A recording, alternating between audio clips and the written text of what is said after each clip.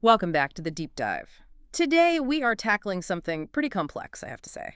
It requires us to really dig deep into scriptural analysis. That's right. We're looking at source material that connects some big concepts that maybe don't always get linked together. Yeah, things like the Day of Atonement from the Old Testament, the whole idea of divine law, and then jumping forward to the end time stuff and the resurrection, the judgments.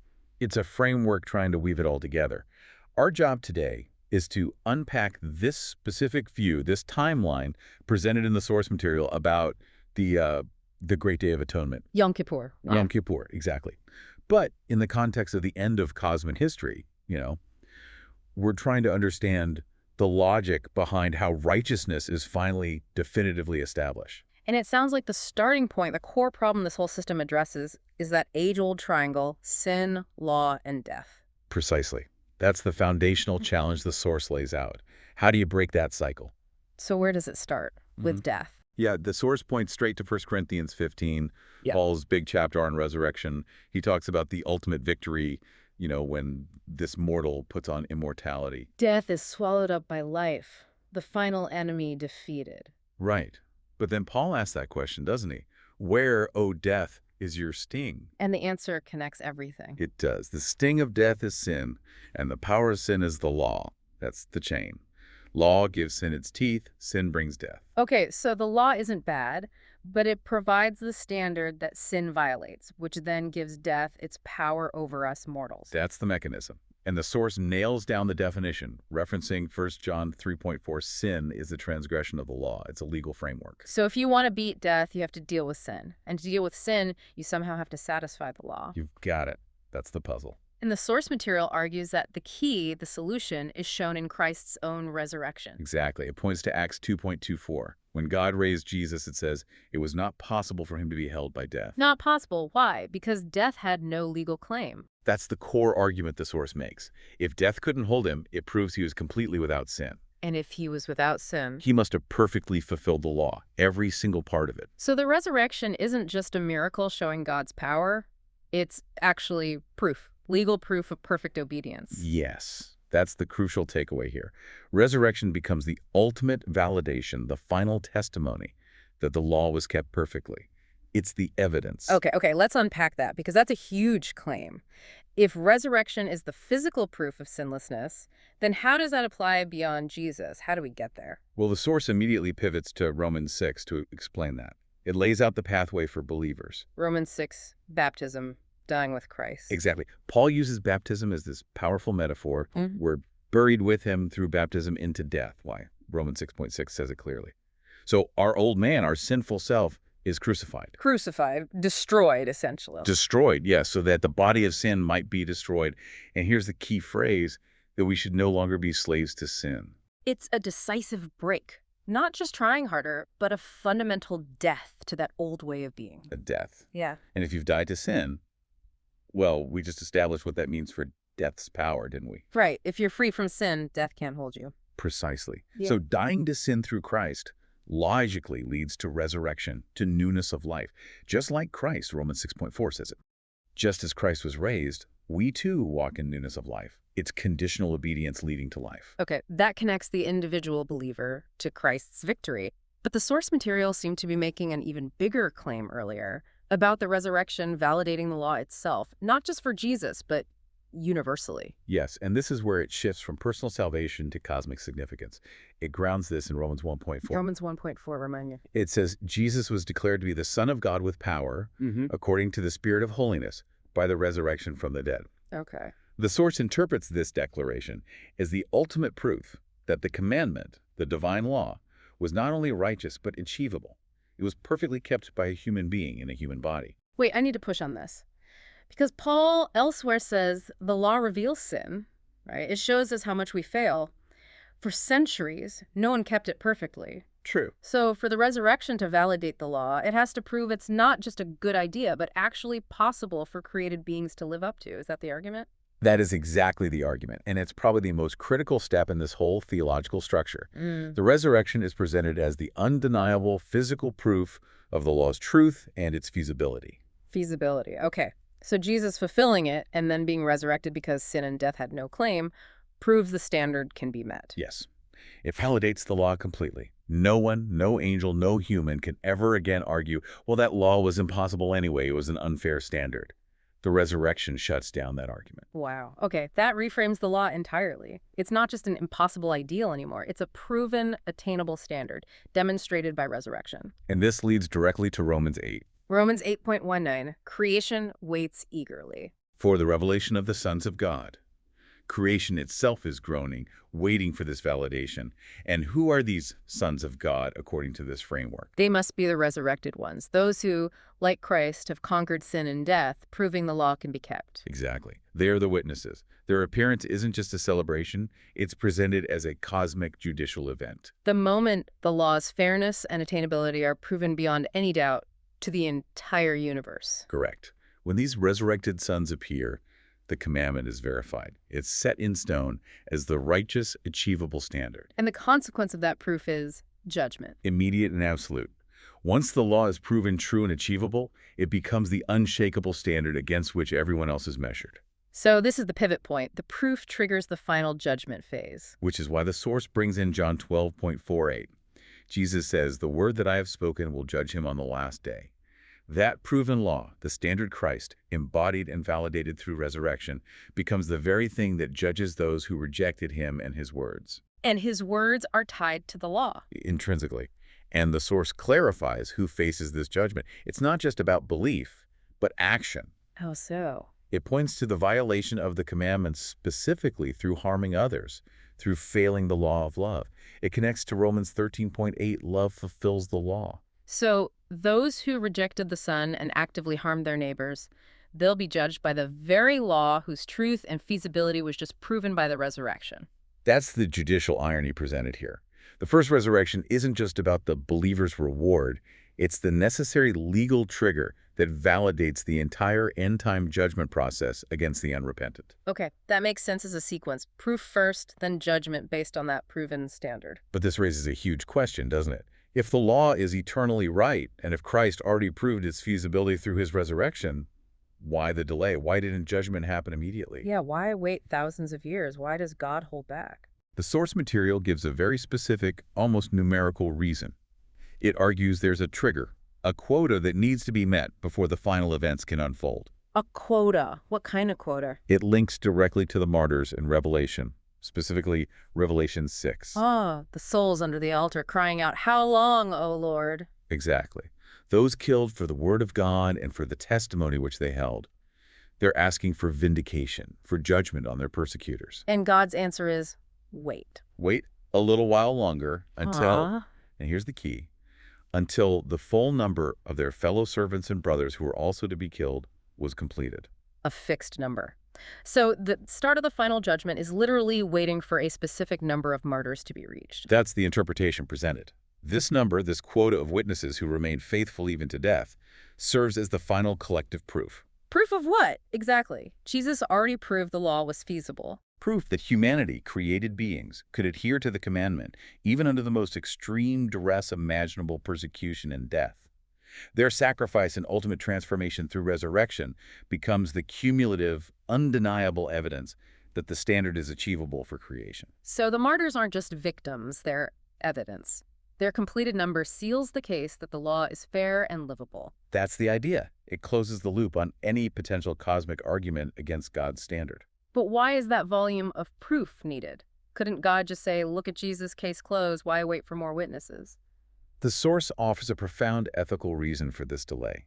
It suggests that if God executed final judgment before this overwhelming proof was established and understood by all created beings, Including angels, maybe? including potentially doubting angels or humans, they might misunderstand. They might see the judgment as harsh, arbitrary, or based on a standard they still perceived as impossible. So judging based purely on divine power, even if righteous, might create doubt or resentment among the onlookers. The perception of tyranny. Exactly. The source material explicitly warns that judging too soon risks creating a second Satan. Wow. If any corner of creation felt the condemned were judged by an unfair or impossible standard, they might sympathize, or worse, rebel themselves. The proof provided by the full number of resurrected martyrs has to be overwhelming, undeniable, universally witnessed. So that the justice, when it comes, is seen by everyone as absolutely righteous and unavoidable, the vindication of a proven standard. Yes, the delay isn't arbitrary. It's a necessary step in cosmic jurisprudence. It ensures total transparency and silences all potential objections before the final sentence is carried out. Okay, so God waits patiently for this specific number of witnesses to provide irrefutable proof of the law's feasibility for creation. And once that number is met, The trigger is pulled. the trigger is pulled. The martyrs are resurrected or transformed, the commandment is locked in as the final standard, and the judgment begins. And that judgment is explicitly for the vindication of those saints. Which brings us to the 7 plagues. The 7 last plagues, yes.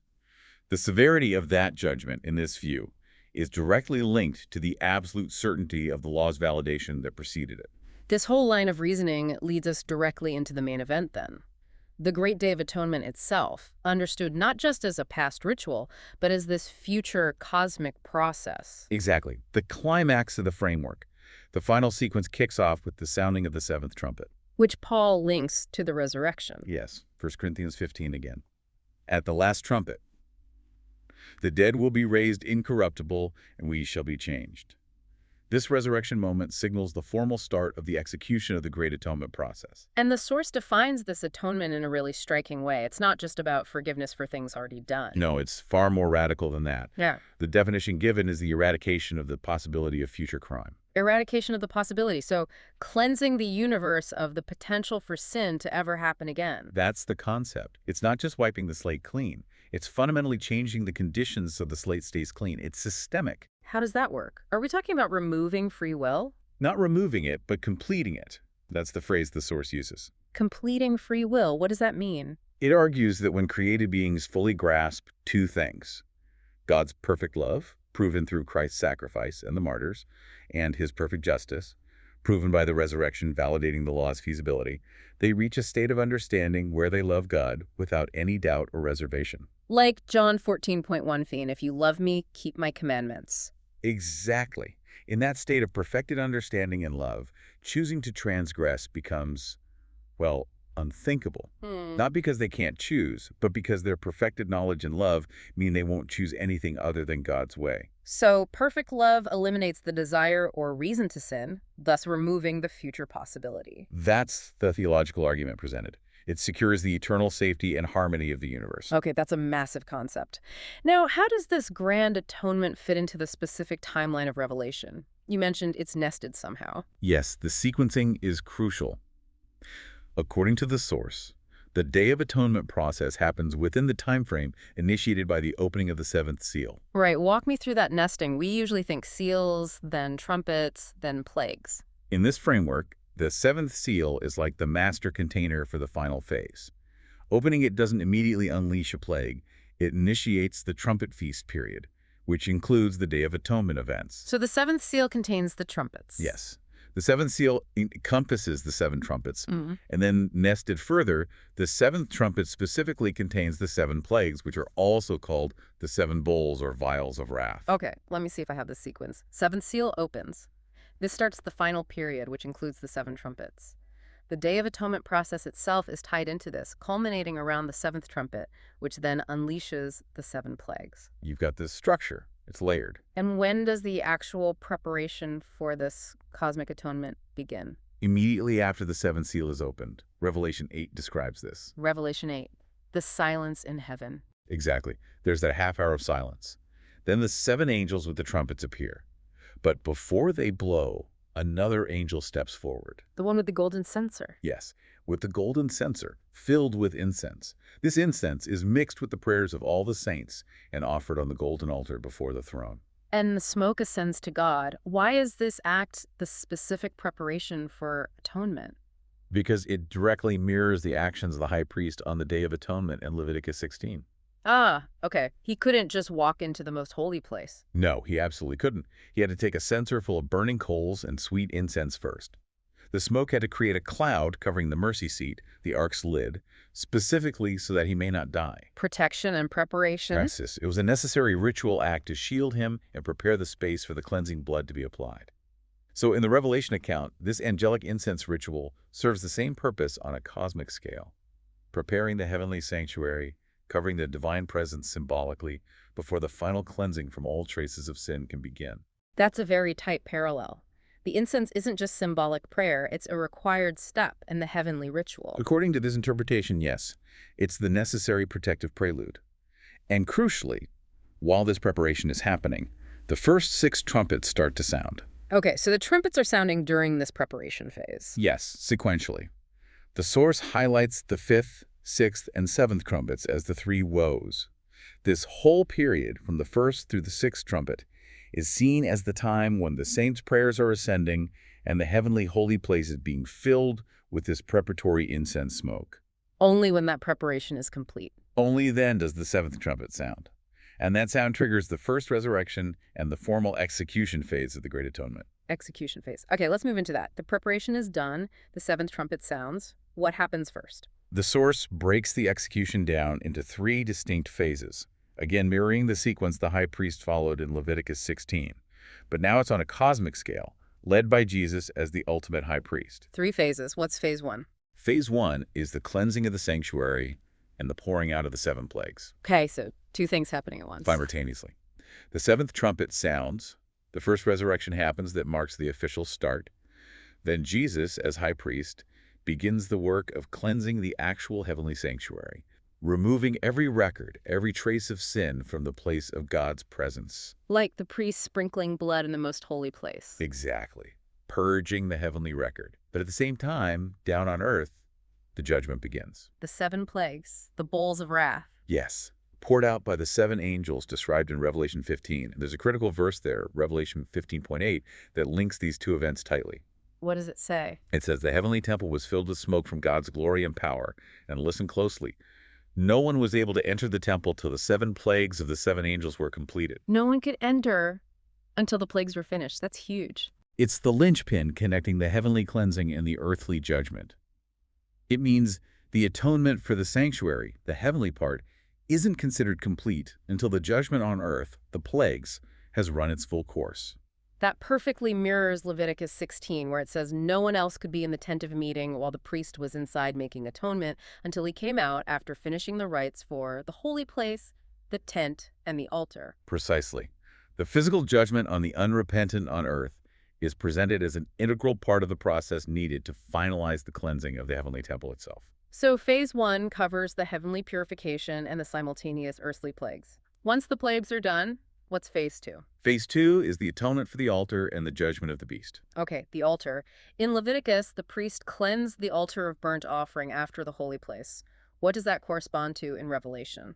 This requires Jesus to descend from the heavenly activity. After the plagues finish, he comes down to execute a specific judgment. The source connects the altar of burnt offering, symbolically to Hades, or the realm of death, the consequence of sin, where sacrifices were consumed. The place where sin meets its fiery end, so to speak. In a way, yes. So atoning for the altar means dealing directly with the organized systems of rebellion and death on earth. Which means the beast. The beast and the false prophet. Revelation 19 describes this. Jesus descends. The armies of the beast gather against him. The final battle. Right. And the judgment is specific. The beast representing the political and economic system of rebellion, and the false prophet representing the religious deception driving it are captured. And cast where? Crucially, they are cast alive into the lake of fire. This decisive, fiery destruction of the leaders of corporate, organized rebellion against God's law is interpreted as the act that completes the atonement for the altar of burnt offering, Hades. It purges the primary source of earthly defilement and rebellion, corresponding to cleansing the altar where sin was judged. That's the mapping the source provides. It cleanses the earthly sphere of its main antagonists. Okay, that's phenomenal. So phase 1, heavenly sanctuary cleansed, earth plagued. Phase 2, altar Hades cleansed via judgment of beast false prophet.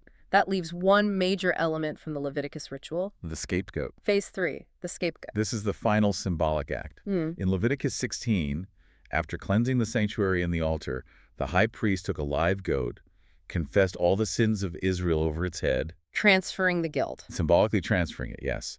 And then that goat, the scapegoat, or Azazel, was sent away into the wilderness, carrying the sins away, removing them from the community. Isolation and removal. So in the Revelation timeline, who is the scapegoat? Who bears the ultimate responsibility and is removed? It has to be Satan. Right, Revelation 20. Revelation 20, verses 1 to 3.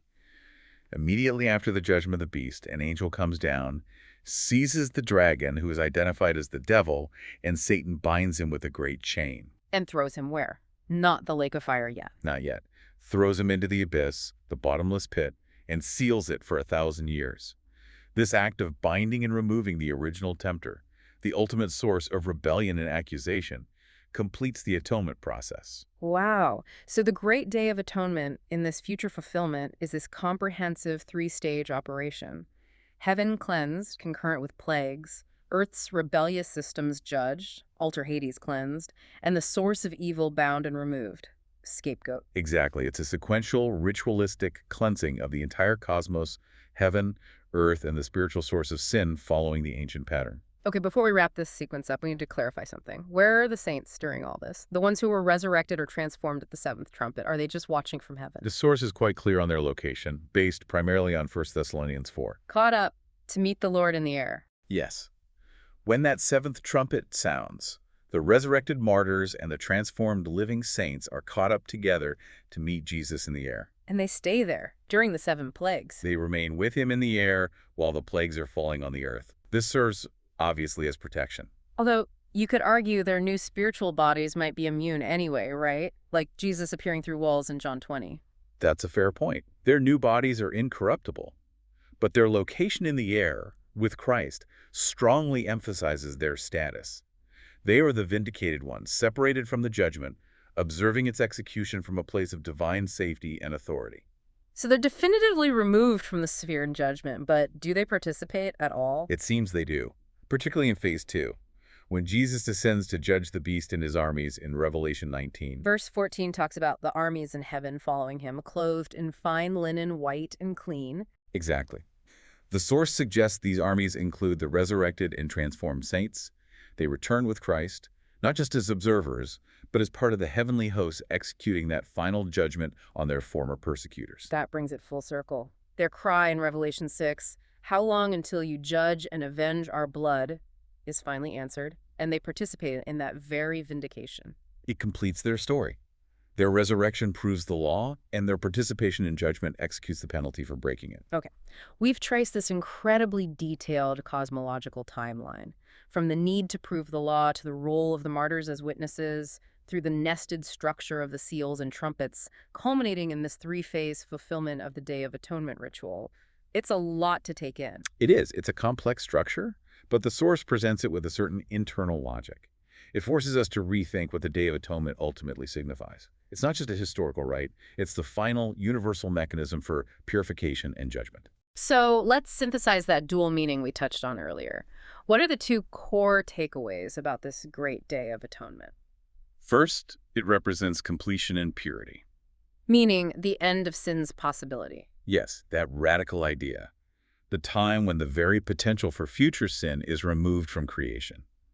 This happens because free will is completed or perfected through the absolute, undeniable proof of God's love and the law's righteousness. The martyrs play their part in establishing that proof. So the remaining creation chooses righteousness out of perfect love and understanding, making transgression unthinkable. Eternal security. That's the concept. Second, it represents judgment and vindication. Addressing the past. Exactly. Once the commandment is irrevocably established as the fair, achievable standard proven by the resurrection, it becomes the basis for judgment. This is when justice is finally executed against those who definitively rejected God's way and harmed others. The plagues, the judgment of the beast, the binding of Satan, these are the acts of vindication for the saints and the consequence for rebellion against the proven law. Correct. It's the necessary balancing of the scales. What really strikes me about this whole framework is the emphasis on proof. It's not arbitrary divine action. It's presented as a logical, almost legal process. The absolute proof of righteousness, the first resurrection, must come before the absolute execution of judgment. That connection is central. The resurrection isn't just a miracle. It's the cosmological, legal precedent that validates everything that follows. The very instant the law's truth and feasibility are undeniably demonstrated by those raised from the dead, the countdown to final judgment is irreversibly triggered. And the underlying message seems to be that the ultimate standard isn't just about being forgiven. It's about achieved obedience, proven righteousness. The resurrection is the ultimate proof that the law can be lived out. That's certainly the implication drawn from the source material. So for you listening, here's the final thought to chew on. If this framework holds, if the entire structure of eternal reality hinges on the proven feasibility of God's law, what does that mean for how we view that law now? Especially the parts about loving our neighbor. Are they just suggestions, or are they tied into the very fabric of a reality validated by resurrection? And perhaps even more profoundly, what would it actually feel like to have that completed free will? To live in a state where love is so perfect, understanding so complete, that the very thought of transgression just doesn't compute. It's a fascinating, maybe even challenging idea to contemplate. Definitely something to think about long after this deep dive is over.